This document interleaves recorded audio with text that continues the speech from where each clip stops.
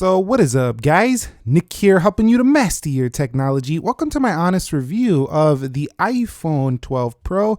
Now I'm calling it the honest review because I want to give you more of my subjective experience, my honest opinions of this phone and what I've been thinking about using it. We'll begin with the configuration. Now you can see here I went with the iPhone 12 Pro. This is the Pacific Blue and 128 gigabytes. So this is the entry-level phone, but entry level doesn't come at an entry level price for a Pro model. This thing comes in at $999, aka a $1,000. Also, you can order the Pro Max on Friday, which is going to cost you a bit more, but it's going to be pretty similar to what you're seeing here, just in a bigger body and a bigger battery life. So I'm going to begin also by talking about the key specifications that kind of matter here. 6.1 inch Super Retina XDR. You have a triple 12 megapixel camera on the rear, a 12 megapixel camera on the front, 6 gigs of RAM in this phone. And also we do have the Apple A14 Bionic chipset, the first 5 nanometer chipset in a mainstream phone. Also 2815 milliamp hour battery, iOS 14 to boot. In addition, this phone does have 5G. Let me give you my thoughts on the design, the build, and the body of this phone. After a week of ownership with this phone, or almost 2 I think now, this phone feels like the price you paid. There's no doubt about that. It definitely feels $1,000. At the same time, that feeling of newness kind of wears off after you get used to the squared edges. Yes, it does feel different. Don't get me wrong, but after you get used to using it, it just feels like an 11 Pro again with squared edges, to be honest with you. 189 grams. The weight is pretty strong here, giving you that feeling of heft. I will say that on the side, these stainless steel edges do pick up a lot of fingerprints. However, so you do want a case if you like a cleaner look or you want to keep that phone clean. But the stainless steel edges give an impression of a more premium phone than the iPhone 12. Now on the back here, I love the matte texture as I did with the 11 Pro and Pro Max. There is no type of fingerprints getting on this part of the phone, although it can get really slimy and nasty up here in the camera. As you can see right there, a little bit of fingerprint already just from touching by the LiDAR sensor right there. It can get a little bit nasty up there.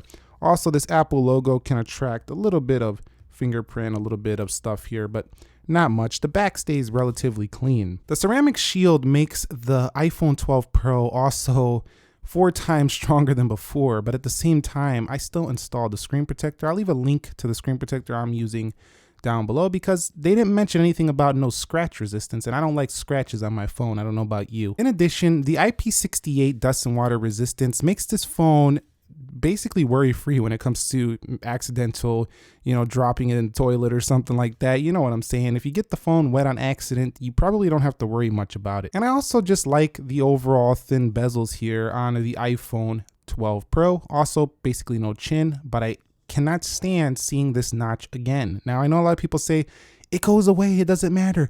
I don't care. I'll trade it for the Face ID. It's just worth it because the Face ID is a great unlocking system. Right now, Face ID is really annoying to use outside because you're likely wearing a mask if you're out and about at this current time we're living in. So right now, that's kind of not the best solution. I actually like fingerprint sensors a lot right now. So I think I would have liked to see a fingerprint sensor embedded within here and the Face ID. However, I just want to see Apple try to find a way with all the billions of dollars they make to try to get Face ID integrated into a smaller portion of the body, maybe up here, even if the bezel is a little bit bigger than now, even if it's like kind of reminiscent of the iPad Pro where you have a bezel around and the Face ID is within the phone. So at the end of the day, I'm honestly just getting the impressions that this is just another 11 Pro with a different edges, just squared edges, and a lot of people love that. But for some people, they probably like the curved edges, and this has more of a flat feel. It just feels like a flat phone in your hand. If you really hate curvy edges, curved display, stuff like that, the 12 Pro, the 12 is for you. These phones are super flat feeling. All right, so let's talk about the display. One thing that separates this from the iPhone 12, as you probably already know, is the brightness. And it's really noticeable if you crank your brightness up a lot. If you're using your phone in direct sunlight outdoors, this phone is better by a good margin over the iPhone 12. However, being indoors, you really don't need that much brightness, so I think the 12 is enough. This goes 800 nits. I also will say I'm very disappointed to not see ProMotion display on this phone. I just can't fathom a $1,000 phone with no 120 hertz. I'm very disappointed in this, mostly because almost every phone in this price range offers that in the competition. So I'm really annoyed that I didn't see that here on my $1,000 iPhone 12 Pro. However, I will say that this phone still remains very smooth. For a 60 hertz panel, it is the smoothest 60 hertz phone you can buy for sure. But still, the sharpness of the display is A1. Not like you had a non-sharp phone before, but of course you're gonna get that again here with the iPhone 12 Pro, as you would expect. In addition, this phone right here is also going to give you a very nice overall thin kind of bezels around the edges like I talked about earlier. So unless you're looking up here, the display is very immersive. When watching video, guys, Nick here helping you to master your technology, and welcome to my you can have the notch get into your content a little bit depending on what you're watching. Fortunately, my video right here, it doesn't really affect that experience. But if you do have, like people over here or like some subject in the video, it can, if you pinch in, cut off the content. So I do want to see, again, the notch disappear for that display experience. But my overall take is it's a really good pro display. It's very bright, very good accuracy, very good for editing photos and videos because it doesn't oversaturate, doesn't blow out highlights. You can really get an accurate overall representation of what you're editing. And if you go ahead and punch in here, let's go ahead and punch in. You do have True Tone, which you can disable and enable. It'll adjust for ambient lighting, and dark modes and night shift, very easily accessible. So the display is great. To me, it's just missing 120 hertz. So when it comes to software, one of the key reasons people keep buying iPhones is because of their software support. This thing is gonna go 5 years easy, maybe more. You can see right here, different set of wallpapers for the iPhone 12 Pro versus the 12. So that's one little thing you'll notice in this software. In addition, if you go to camera here, and you go into the photo section, you'll see you have the ability to punch in 2x. That's mainly due to that extra camera. If you go to video here, you can also zoom further in video than the iPhone 12, and you could zoom further here in photo, but nowhere near competitors' zoom levels. This thing is only 10x digital, so nowhere near those. And of course, you could change your video. A lot of good different settings in here versus some cheaper iPhones out there. So this is really the pro version. If you want everything you can get on an iPhone and the camera, that's where the software makes a major difference. Back in settings, when you're scrolling through your settings, when you're going through the software in general, there's not much of a difference from basically any other iOS 14 device. So you know what to expect here. We don't got to go on and on about software. Honestly, over a week, I feel like I'm using any other iPhone when it comes to the software. And performance. The A14 is a chipset designed for the future. It's a chipset that's designed to go the distance. Here's where you notice the upgrade. Are you going to be editing video on your phone? I would bet some of you are. If you're buying a pro level iPhone, are you going to be editing photos? Are you using demanding applications because you're trying to get work done mobilely?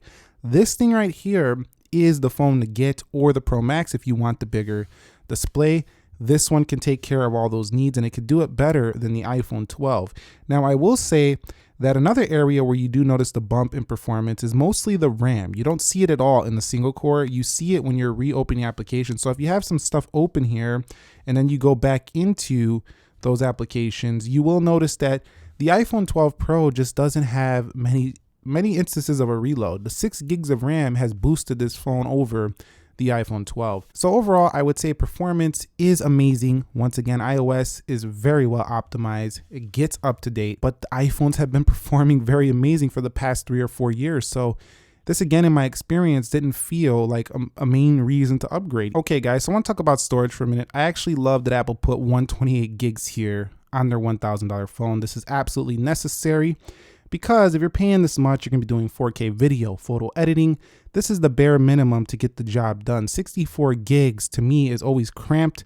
I don't know about you, but 64 gigs runs out extremely fast if you're using your phone heavy, which I bet you are. If you're buying a $1,000 iPhone, you probably might be using it kind of heavy. So 128 gigabytes is a good starting point. I'm happy with this upgrade for the iPhone 12 Pro. All right, guys, so let's talk about the cameras. We do have triple 12 megapixel cameras like the 11 Pro. A LiDAR scanner is added this year for better AR stuff like that. I don't think that's something that you probably are going to notice much unless you're using apps to take advantage of that. I think it's, again, another future upgrade to keep this phone in your pocket for years and be able to take advantage of those new and latest technologies that will be coming in the future.